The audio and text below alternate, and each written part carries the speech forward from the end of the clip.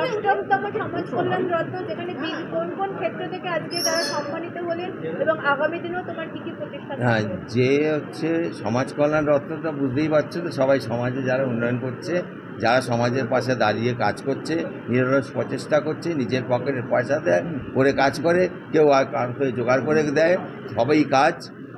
আর আজকে সেই মানে অনুষ্ঠানটা তাদের নিয়ে, মানে যারা এইসব বিভিন্ন বড় বড় কাজ করছে, যাদের প্রচেষ্টা রাত দিন ধরে করছে, তাদেরকে খুঁজে নিয়ে এসে আমরা এই সমাজ কল্যাণ রত্নটা দিচ্ছি। কতজনকে অ্যাওয়ার্ড দিলেন? মোট 11 জন আছে, 2 জন তো আসেনি, তো অনেকেই আসেনি। এটাই আমার পরবর্তী প্রোগ্রাম বলবো। পরবর্তী প্রোগ্রামটা হচ্ছে আমরা সাংবাদিক অ্যাওয়ার্ড, একটা আমরা প্রথম সাংবাদিক অ্যাওয়ার্ড হয়েছিল ত্রিপুরায় বিশালভাবে, সেটা দ্বিতীয়টা করব এখানে সাংবাদিক অ্যাওয়ার্ড। আর সেই সাংবাদিক অ্যাওয়ার্ডটা করব মোট 20 জনকে দেব, মানে ফটোগ্রাফার এবং মিডিয়া যুক্ত করে 20 জনকে আমি দেব। তো এটা খুব তাড়াতাড়ি আমি করবো, মেয়ের প্রোগ্রামটা আছে তারপরে। আমি প্রথম কথা হচ্ছে, আমি যেটা আগে বলে দিয়েছিলাম যে সমাজে যারা ভালো কাজ করে তাদের পাশে আমরা তো মোটামুটি ভালো ভালো মানুষ আছে। এবার সবথেকে মানে ইম্পর্টেন্ট হচ্ছে যে আমরা নারী সম্মানের দিন নারীকে মানে নারী দিবস পালন করিনি, কিন্তু প্রকৃত নারীকে আজকে আমি নারী দিবসকে উদযাপন করে তাকে আমি সম্মান দিয়েছি তার কর্মকাণ্ডের জন্য। এটাই হচ্ছে আজকে সেরা মানে আমাদের কাজ রয়েছে। তো পুরুষ সব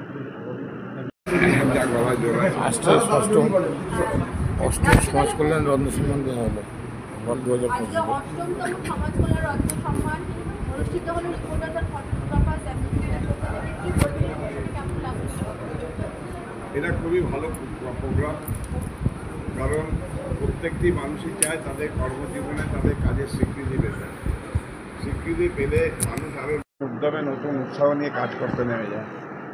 অনুপ বর্ধন আজকের এই রিপোর্টার্স অ্যান্ড ফটোগ্রাফার্স অ্যাসোসিয়েশন এবং সহযোগিতা ইন্ডিয়ান ইনস্টিটিউট অফ জার্নালিজম যৌথ উদ্যোগে যে কাজটা হচ্ছে, এটা খুব সমাজের পক্ষে অনেক ভালো উদ্যোগ।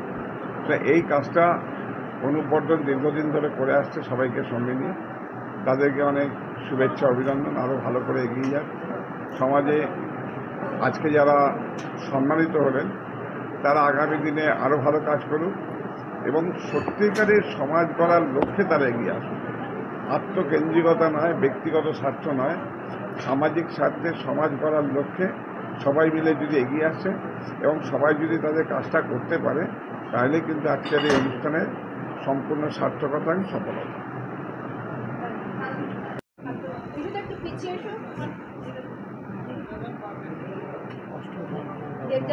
তুমি নিজেও বিভিন্ন রকম সমাজসেবার সঙ্গে যুক্ত এবং আজ এই সমাজ কল্যাণ রত্ন সম্মানে তুমি ভূষিত হলে, কি বলবে এই উদ্যোগ?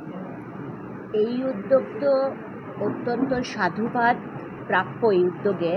আর সব থেকে যেটা বড় কথা সেটা হচ্ছে অনুপদা নিরলস পরিশ্রম করে এই 8 বছর ধরে কিন্তু বিভিন্ন মানুষকে এই সম্মানটা প্রদান করছেন, যাতে তারা আরও ভালো কাজ করার অনুপ্রেরণা পায়। এবং এই যে উদ্যোগ, এটা কিন্তু উভয় পক্ষেরই একটা স্টেপিং স্টোন আমি বলবো, কারণ এই অনুপ্রেরণায় মানুষ আরও যত ভালো কাজ করবেন, এই অনুপদাও কিন্তু আরও বেশি সংখ্যক মানুষকে এই সমাজরত্ন কল্যাণ সম্মানটা দিতে পারবেন।